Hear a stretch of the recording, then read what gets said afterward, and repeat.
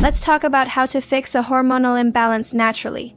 I don't know about you guys, but I am tired of women being on birth control pills or hormone replacement therapy for a hormonal imbalance when there are so many things that we can do to correct it naturally. So in this video, I am going to share with you my top 6 ways to correct a hormonal imbalance naturally. And it's not just theory.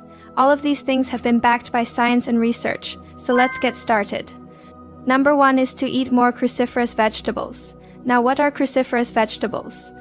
Well, they're vegetables that belong to the Brassica oleracea species. These vegetables include kale, broccoli, cabbage, cauliflower, Brussels sprouts, and collard greens. Now, why are these vegetables so special?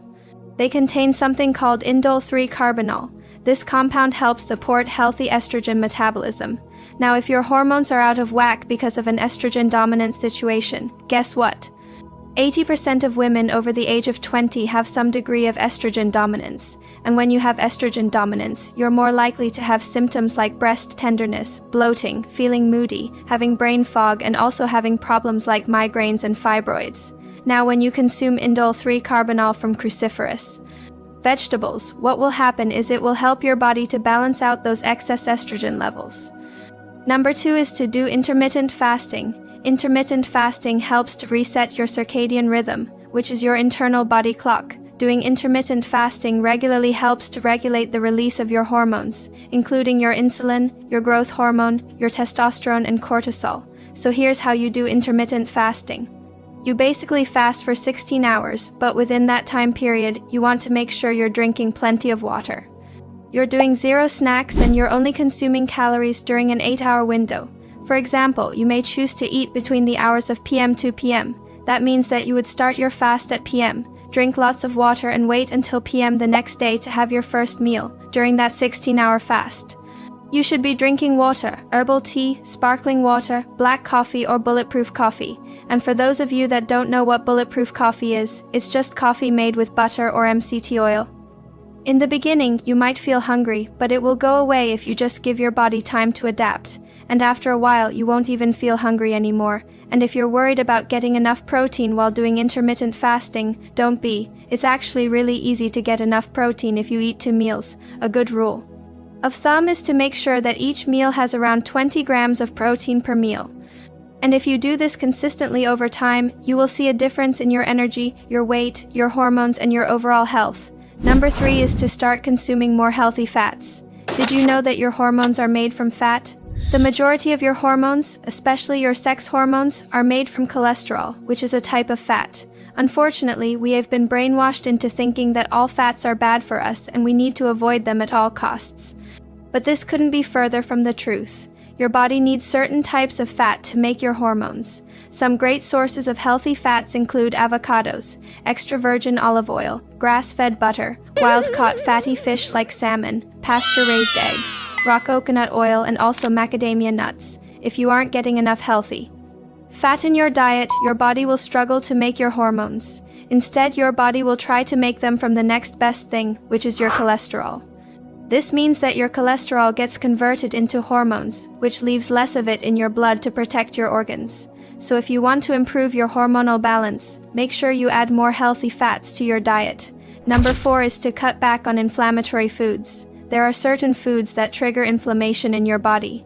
And when you eat them over time, your body becomes used to being in this constant state of inflammation, which causes a hormonal imbalance. And no, I don't mean that little bit of inflammation that goes away quickly. I'm talking about chronic inflammation, which is a silent killer and it leads to disease. Some of the worst offenders when it comes to causing inflammation are vegetable oils like corn, cottonseed, canola, soy, and margarine oil. Also, gluten is another food that causes a lot of inflammation, as well as dairy. Now, over time, eating these foods can lead to symptoms like pain, especially in the joints, low cartilage repair, digestive issues, hormonal imbalance, and even can put you at risk for cancer and heart disease. Now, I know it might be hard to cut these foods out completely, but try to limit them as much as possible and replace them with anti-inflammatory foods like wild-caught salmon, grass-fed beef, avocados, leafy greens, cruciferous vegetables, nuts, and seeds. Number 5 is to consider taking saw palmetto.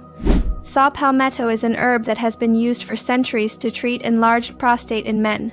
But did you know that it also helps women? In fact, studies show that it is as effective as prescription medication finasteride, which is known as Proscar. But unlike Proscar, it doesn't cause any side effects. Side effects like decreased libido, erectile dysfunction, and decreased ejaculation volume. Saw palmetto works by blocking the enzyme called 5-alpha reductase, which helps lower DAT. Now, why is this important for women?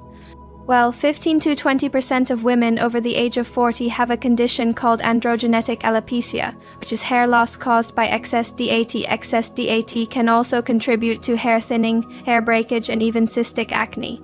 Now, this doesn't mean that you should take saw palmetto right away.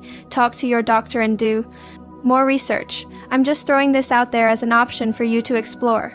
Number 6 is to reduce your stress. Easier said than done, right? Stress activates your sympathetic nervous system, which puts your body in a constant state of fight or flight. When your body stays in this state for too long, your hormones become imbalanced and you are at risk for developing adrenal problems. Symptoms of adrenal problems include fatigue, brain fog, trouble concentrating, insomnia, anxiety, irritability, and low blood pressure. One of the best ways to reduce stress is by exercising, specifically doing cardio. Cardio is the best form of exercise for reducing stress because it increases the production of endorphins, which are natural chemicals in your body that help you feel happy. Cardio also helps to lower cortisol. Another way to reduce stress is by getting enough sleep. Sleep helps to lower cortisol and it increases melatonin, both of these hormones work together to help you relax and feel calm. Now you might be thinking, how does this work? How do hormones actually work? Hormones are chemical messengers that travel through your body, telling different organs and tissues what to do. They help regulate almost everything in your body, including your mood, your growth, your metabolism, your sleep cycle, your sex drive, etc. Hormones are produced by different glands in your body, and they are released into your bloodstream, where they travel to different parts of your body until they reach their destination, also called the target cell or target tissue. Once they reach their destination, the hormones bind to specific receptors, which are like little locks that the hormones fit into. When the hormone binds to its receptor, it triggers a specific action in that cell or tissue. For example, when insulin binds to its receptor, it tells your cells to start taking in glucose or sugar from your bloodstream. So I hope you enjoyed this video. Make sure you stay tuned for more videos on natural health and wellness. Thank you for watching, and I'll see you in the next video.